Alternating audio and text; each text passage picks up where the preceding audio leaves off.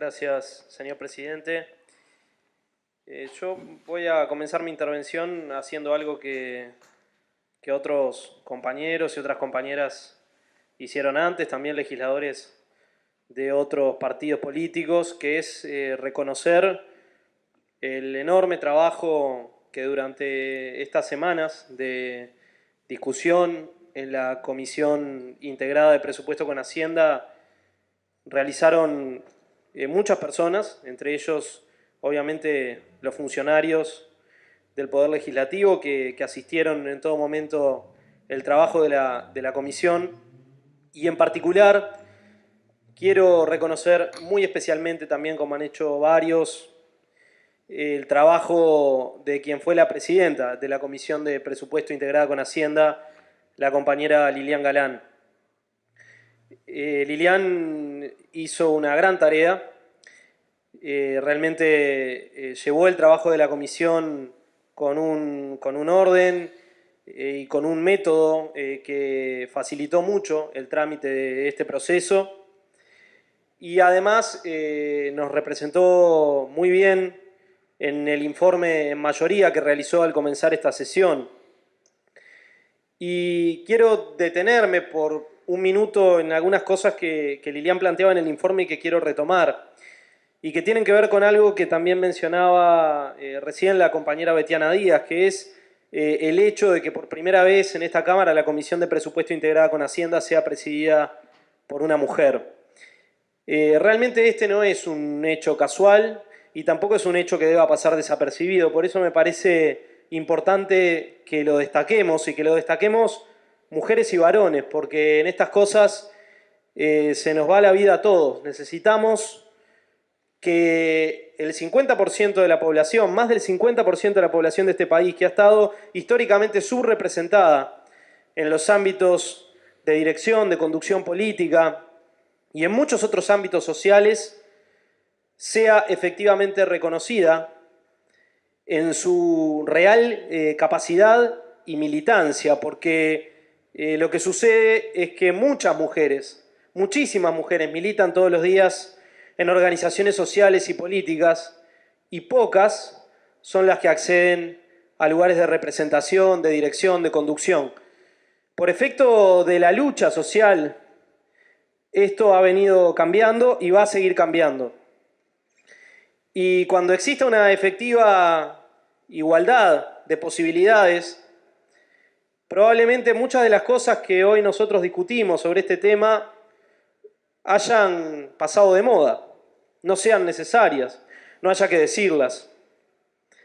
Pero hoy es necesario decirlas, y hoy es necesario insistir, como lo hacía Liliana en su intervención, en que estas posibilidades no se dan mágicamente ni por efecto de los méritos personales de cada uno de nosotros o de cada una de las mujeres en este caso, sino que se dan como un producto de un acumulado de luchas históricas que dan lugar a este tipo de transformaciones. La presidencia de la Comisión es un símbolo, digamos que nadie está diciendo aquí que cambie sustantivamente la realidad de las mujeres que sufren todos los días situaciones de vulneración de sus derechos, de discriminación, de ataques a su dignidad. Pero sin lugar a dudas que es también para nosotros en este ámbito un avance y una señal, y en esa línea tenemos que seguir profundizando. Dicho esto, quiero señalar, señor presidente, que los compañeros y las compañeras del Frente Amplio que han hecho uso de la palabra antes, realmente han dicho casi todo lo que entiendo había que decir sobre el proyecto de rendición de cuentas en sí. Así que voy a tratar de ser conciso en mi intervención, voy a reiterar algunas cosas, voy a remitirme a aspectos que ya fueron mencionados por otros, y voy a hacer algunas valoraciones políticas que tienen que ver con el análisis que también hemos hecho desde el Partido Socialista de esta rendición de cuentas, y en particular el que los compañeros que hemos estado trabajando en la comisión por parte de nuestro partido hemos venido realizando. El proyecto de rendición de cuentas es sin lugar a dudas un proyecto muy importante para la vida del país. Cada rendición de cuentas nos presenta la oportunidad de analizar de forma minuciosa, detallada, la ejecución del gasto público, de la que tanto se habla, y que es tan importante que sea parte del debate político, y también nos permite proyectar la ejecución del gasto público a futuro. En este caso estamos hablando además de una rendición de cuentas especialmente importante porque es la última rendición de cuentas con aumento de gasto en esta legislatura. Yo quiero señalar, señor presidente, como un elemento sustantivo, importante, que una vez más la rendición de cuentas nos ofrece en el informe económico financiero que precede al proyecto de ley que envió el Poder Ejecutivo, un análisis riguroso de la ejecución presupuestal del año anterior y de la evolución del presupuesto del Estado en los últimos años. Es decir, no vemos en esta rendición de cuentas y más específicamente en su informe económico financiero solamente una foto, sino que vemos una película, vemos una trayectoria, vemos una evolución del gasto público y vemos un análisis de cómo eso ha impactado en las condiciones de vida de las personas reales y concretas que viven en este país, cosa que me parece muy importante no perder de vista. Ese análisis que podemos encontrar en el informe económico financiero y en el que hemos profundizado también en estos días muestra una serie de tendencias innegables que año a año nosotros reafirmamos. No vamos a reiterar en esto. La más significativa, el crecimiento del gasto público social, a mí me gusta decir la inversión social en relación al producto del país y al presupuesto nacional. Esta tendencia es una tendencia que se ha verificado periodo de gobierno tras periodo de gobierno, desde que el Frente Amplio está a cargo del gobierno nacional, y que en estos años, en este periodo, en una coyuntura distinta, como bien se señalaba por parte de otros compañeros, también se ha verificado. Como también ha sido señalado en el debate y como ha quedado demostrado por sendos estudios, incluso estudios académicos de distintas procedencias, esta tendencia, este cambio en la composición del gasto público, este incremento del gasto público social en relación al producto y al presupuesto nacional, ha sido una herramienta fundamental, la más importante desde el punto de vista cuantitativo, para la redistribución del ingreso en el país y para la mejora de las condiciones de vida de las mayorías.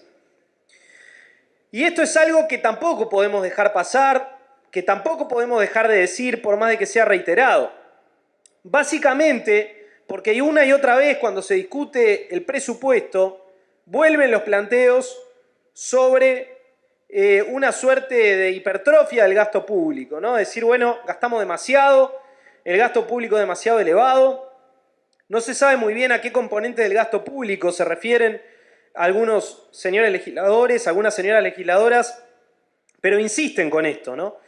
Y la realidad es que en otros países, cuando han llegado al gobierno fuerzas políticas que han sostenido este discurso, se producen recortes sobre el gasto público y los recortes que se producen sobre el gasto público afectan en general al gasto público social. Esto no, digamos que no es una máxima irrevocable, no es que, bueno, sucede en otros lados, tiene que pasar en todos lados, pero la verdad es que es reiterado, ¿no? Es reiterado. Entonces, uno piensa que ese peligro está presente. Y por tanto, queremos prevenirlo, por eso lo reiteramos, por eso varios compañeros y compañeras han mencionado este aspecto, que además se desprende de las palabras de algunos integrantes de la Cámara y de los planteos de algunos partidos políticos en el país. Y la realidad es que en países vecinos, yo los voy a volver a mencionar porque creo que corresponde hacerlo porque no vivimos en una isla, en países vecinos el gasto público social se está afectando grandemente. No se está afectando solo el gasto público social, se están afectando los ingresos de los trabajadores y las trabajadoras, se han hecho salvajes ajustes por distintas vías y tenemos un desorden macroeconómico brutal, administrado de esta manera por fuerzas políticas que llegaron al gobierno diciendo que venían a ordenar lo que otros habían desordenado. Es decir, la realidad que se está planteando en la región y en particular en los países vecinos es una realidad gravísima desde el punto de vista social, incidida directamente por la afectación del gasto público, por el ajuste sobre los ingresos de los trabajadores y las trabajadoras, y también por una situación macroeconómica que se viene deteriorando de manera acelerada en esos países. Basta mirar la evolución de la deuda pública, basta mirar la evolución del déficit fiscal, variables que una y otra vez se mencionaban como preocupantes cuando se aludía a gobiernos anteriores. Y eso está pasando ahora. Eso está pasando ahora. El discurso de la pesada herencia en cualquiera de estos países es un discurso que se está agotando, porque los hechos demuestran que cuanto más avanzan las políticas que estas fuerzas quieren implementar, más se deteriora la situación en lugar de corregirse. ¿Qué ha pasado en nuestro país, señor presidente? Lo que ha pasado en nuestro país es que estas tendencias de las que hablábamos se siguen verificando, aunque se han enlentecido en los últimos años. Y esto también lo quiero decir, porque me parece que tenemos que hacer referencia a toda la realidad y no solamente a una parte de la realidad. En estos años, algunas de esas tendencias de las que venimos hablando se han verificado, se siguen produciendo, se siguen dando, pero se han enlentecido. Se han enlentecido asociadas a una situación en la cual podemos observar una moderación en las tasas de crecimiento del país, un deterioro lento, pero un deterioro al fin, de algunos factores que tienen que ver con la situación fiscal, y atendiendo esta situación, el planteo que el Poder Ejecutivo nos hace llegar, rendición de cuentas hasta rendición de cuentas, sostiene una trayectoria de crecimiento del gasto público social, pero modera esa tendencia en relación a lo que hemos vivido en periodos anteriores. Yo quiero decir que este dato es un dato que nosotros debemos explicitar y poner arriba de la mesa para discutir qué hacer con él.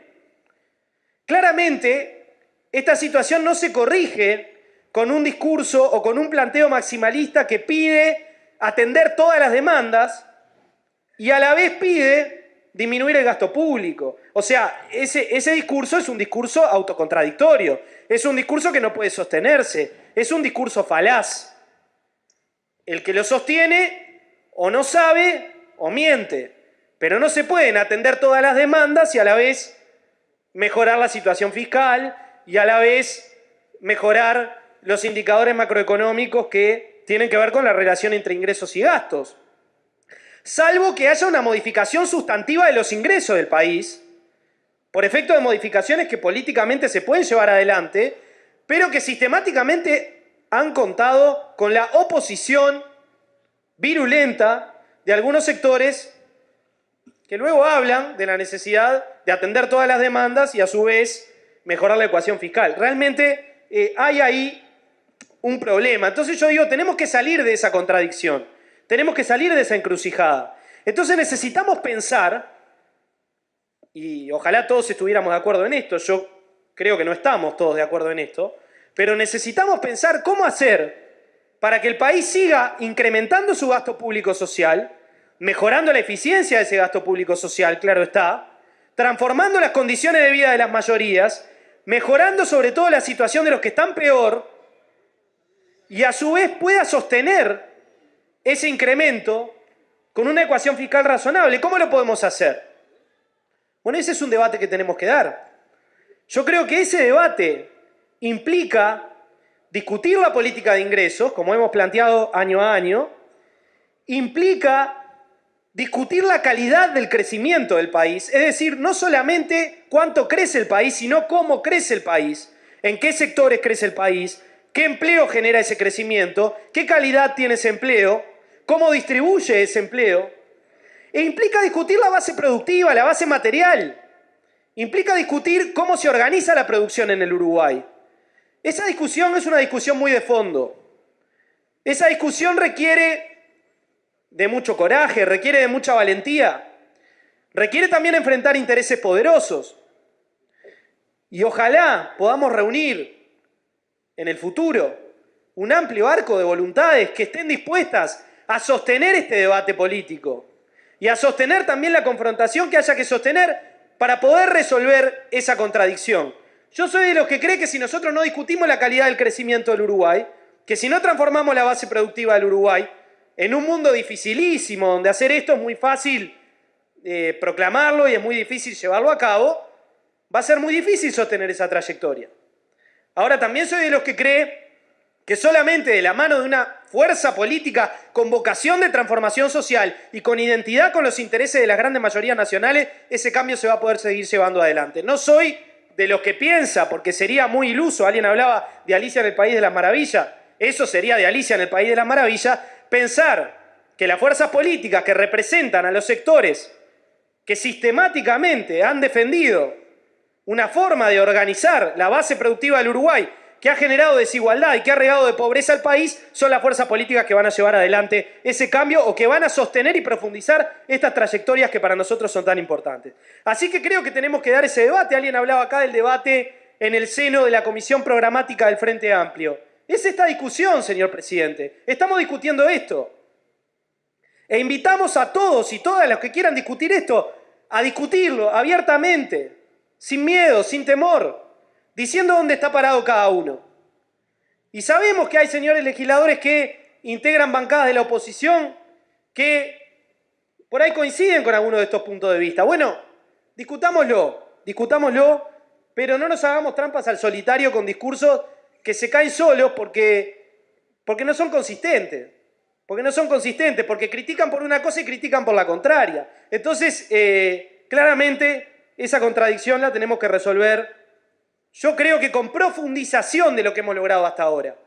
Porque tenemos un piso que se elevó, y ese piso que se elevó exige más, nos demanda más, nos desafía más, requiere un análisis más cualitativo, más de fondo, más profundo, y requiere también construir una correlación de fuerzas sociales y una visión predominante en la sociedad que nos permita ir más a fondo y no quedarnos en la superficie. Ese debate nosotros creemos que es clave para el futuro del Uruguay y estamos dispuestos a darlo en la interna de nuestra fuerza política, hacia afuera de nuestra fuerza política, con las fuerzas sociales que son parte de ese bloque popular que para nosotros puede sostener este cambio.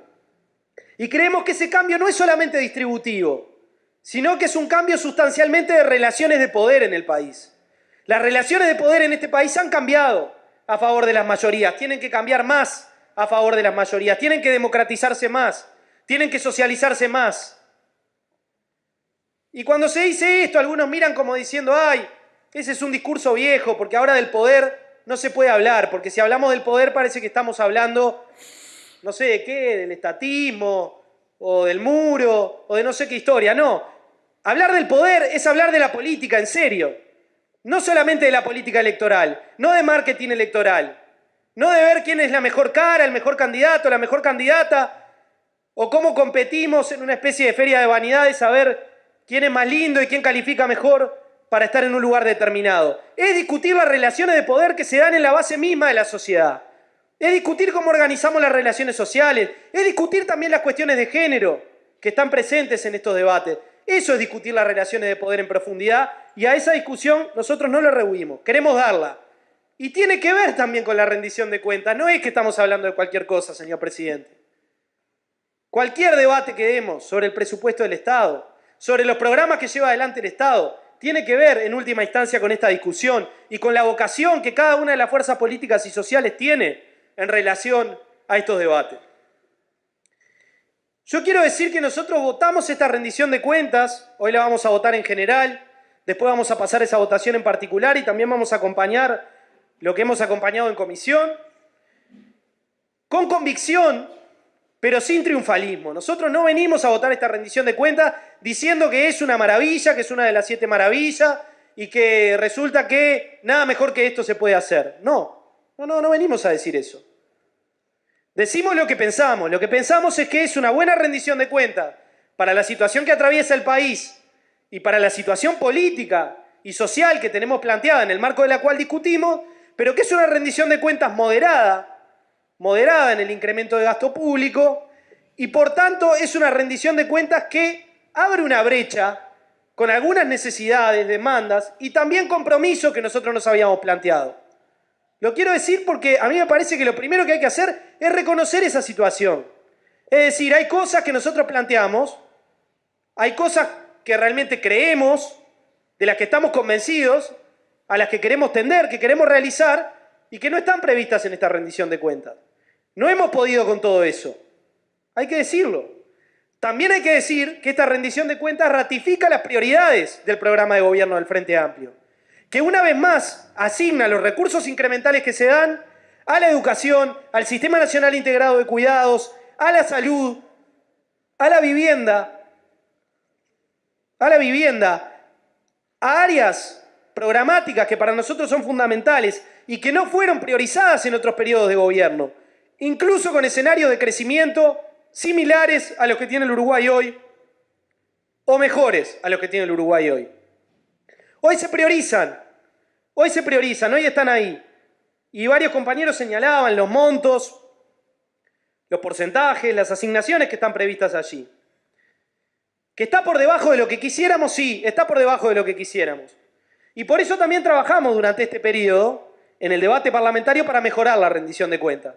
Y quiero hablar para finalizar, señor presidente, de esto, de lo que hemos hecho aquí, en la Cámara de Representantes, de lo que hemos hecho desde nuestra fuerza política para tratar de mejorar este proyecto de ley, sin por eso desconocer los esfuerzos o el trabajo que puedan haber hecho otros. Nosotros, señor presidente, hemos logrado un esquema de reasignaciones dentro del gasto que venía previsto en la rendición de cuentas, que viene a reforzar las prioridades que yo mencionaba recién. Es decir, la educación, con asignaciones para la ANEP que no estaban previstas, por ejemplo, para cubrir nuevo personal, nuevos cargos en infraestructura que se va a inaugurar, porque se invirtió en nueva infraestructura en el Uruguay, infraestructura que se va a inaugurar porque aumenta la cobertura en la educación pública en Uruguay. Lo decía también la compañera Lilian Galán en su informe, en metas que tienen que ver con la cobertura, en algunos tramos etarios estamos por encima de lo que habíamos previsto. Aumentó la cobertura incluso más de lo que nosotros nos habíamos fijado como objetivo. ¿Cómo vamos a poder cubrir eso sin deteriorar las condiciones de enseñanza y aprendizaje, la relación estudiante-docente, el tamaño de los grupos, etcétera, sin asignar recursos para la nueva infraestructura, para cargos en la nueva infraestructura? Esta era una falencia, una debilidad de la rendición de cuentas y la corregimos. Hicimos un esfuerzo conjunto con los compañeros del Poder Ejecutivo y logramos corregirla. Logramos dar una señal también en materia de reducción de inequidades históricas en la Administración Nacional de Educación Pública. No fuimos nosotros los que generamos esas inequidades, no son nuevas esas inequidades. Algunas, por efecto de la forma en que se han venido dando los aumentos salariales, han ido aumentando.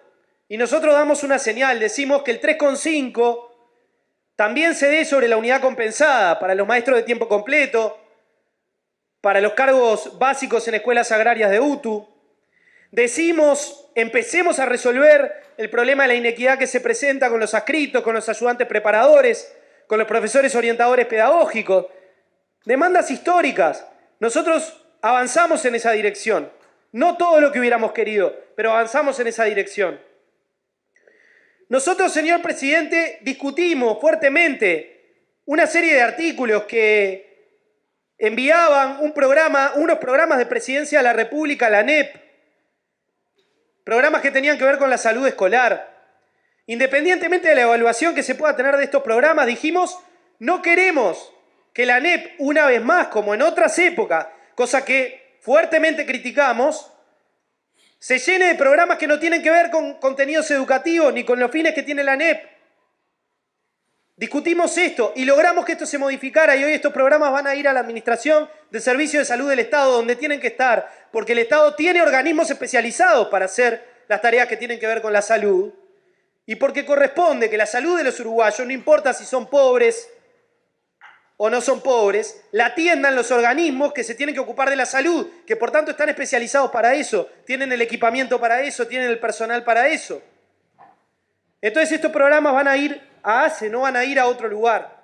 Y eso fue producto de algo que nosotros logramos también discutiendo y discutiendo en un marco de autonomía, es decir, también con un concepto de lo que tiene que hacer la bancada de gobierno, que no es solamente votar lo que el Poder Ejecutivo manda, es discutirlo también, y es mejorarlo, y es trabajar en una dirección que nos permita decir que lo que sale de este Parlamento es mejor que lo que vino.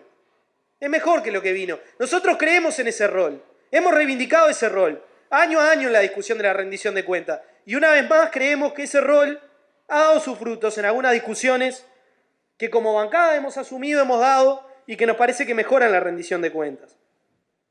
Hemos incluido, señor presidente, una cláusula programática que faculta al Poder Ejecutivo para incrementar los salarios de los trabajadores de la ANEP en el año 2020, en el caso de que se den una serie de circunstancias que están asociadas al crecimiento del país y a la mejora de la situación fiscal. Que nosotros hubiéramos querido financiar ese aumento con dinero concreto y decir, está financiado el aumento del 2020, hubiéramos querido. Trabajamos para eso. No lo logramos, logramos esta cláusula. Es una señal política y es una ventana que se abre para que esto pueda efectivamente concretarse. Vamos a trabajar también para que eso suceda. Logramos, señor presidente, además de lo que venía en la rendición de cuentas, reasignar una serie de recursos dentro de ACE, trabajando con los compañeros de ACE, con los compañeros del Poder Ejecutivo, para empezar a implementar la Ley de Salud Mental. Una ley que nosotros votamos en Cámara, que es muy importante y que queremos que sea hechos y no solamente un avance manuscrito. Logramos, también intercambiando con los compañeros del Poder Ejecutivo, dirigir los recursos para becarios que se disponían en el inciso del Ministerio del Interior para atender temas referidos a violencia de género. Y esto viene a reforzar los recursos que vamos a tener para implementar la ley. Una ley que nosotros votamos y que porque votamos, nos parece fundamental financiar. Nos parece fundamental financiar. Yo no voy a entrar en la discusión de lo que hacen los que no votaron la ley. Pueden plantear lo que les parezca conveniente plantear, y es cierto que las leyes se votan para llevarlas adelante. Y necesitan recursos. La peor inconsistencia era que nosotros, que votamos la ley, no financiáramos la ley. Y bueno, estamos haciéndolo. Y tenemos que profundizar en esto, pero es un avance lo que hemos logrado también en esta materia, señor presidente. Hemos logrado también algunos recursos adicionales para la Fiscalía, para la implementación del Código del Proceso Penal, para la apertura de nuevas fiscalías en el interior del país, en algunos casos en situaciones delicadas que se están dando. Y esto tiene que ver también con prioridades nuestras. Hemos incluido un artículo que topea en el régimen de donaciones especiales el porcentaje del total de recursos destinados a las donaciones especiales que se puede llevar cada institución que está en la lista. Y lo hemos hecho porque si existe un mecanismo de este tipo, que no vamos a entrar en la discusión del fondo del asunto ahora, no nos parece justo que algunas instituciones se lleven el 30 o el 40% de los recursos que ahí están, entre dos instituciones o entre tres. Nos parece que eso tiene que distribuirse mejor. Y por eso pusimos un tope sin afectar los recursos que hasta ahora tiene ninguna de las instituciones que está en la lista. Y eso también nos parece un avance, nos parece una mejora. Hemos trabajado en esto. Hemos trabajado, señor presidente, en incluir algunas causales, tipos de licencias en el Estatuto del Funcionario Público que no estaban contempladas, como ser la licencia por tratamiento de reproducción humana asistida o la licencia por violencia de género, para poner a tono el Estatuto del Funcionario Público con la legislación que nosotros hemos votado y que tiene que ver también con nuevas posibilidades y derechos que ganan los uruguayos, que ganan las uruguayas en este país, que ha venido generando cambios en todos estos años también en esta materia. ¿Cómo lo hemos financiado, señor presidente? Lo hemos financiado con ajuste de gasto en la administración central, no de cualquier manera, sino de una manera selectiva y con recortes que no afectan el funcionamiento sustantivo de los incisos, y lo hemos financiado con fondos del Fondo de Estabilización Energética, que como ustedes saben están afectados en gran medida también al proyecto del Ferrocarril Central, discusión aparte esta, que en el marco del debate de la rendición de cuentas y del debate en particular podremos dar. Yo quiero decir, señor presidente, que nosotros venimos a reafirmar en esta rendición de cuentas nuestra vocación y nuestro compromiso con la lucha por el trabajo de calidad para los uruguayos. Sabemos que hay problemas de empleo que se están dando en el país, lo reconocemos, está planteado en la propia rendición de cuentas. Vamos a seguir trabajando para mejorar esta situación. Venimos a reafirmar nuestro compromiso con la situación de uruguayos y de uruguayas que sufren situaciones de abandono, de desprotección social. Y por eso también le damos prioridad a los programas sociales. Venimos, señor presidente, a reafirmar nuestro compromiso con los uruguayos y las uruguayas que sufren violencia, con el incremento del salario de los trabajadores, con los más vulnerados, con los trabajadores uruguayos, con los afectados en su dignidad y en sus derechos, con los niños, con las niñas, con los adolescentes, con todos los que siempre han sido parte de nuestro compromiso más fundamental. Y quiero, finalizando, señor presidente, decir que por el hecho de que estamos discutiendo este proyecto de rendición de cuentas hoy aquí, no voy a poder participar, como no vamos a poder participar muchos compañeros, de esa marcha que año a año se realiza conmemorando a nuestros mártires estudiantiles. Pero hoy, 14 de agosto, una vez más, queremos decir que estamos ahí comprometidos con esas luchas, comprometidos con esa memoria, con esa verdad, con esa justicia, pero además con el legado y con el compromiso que nos dejaron aquellos que murieron asesinados en situaciones muy distintas del Uruguay y por los cuales nuestra lucha tiene también sentido. Gracias, señor presidente.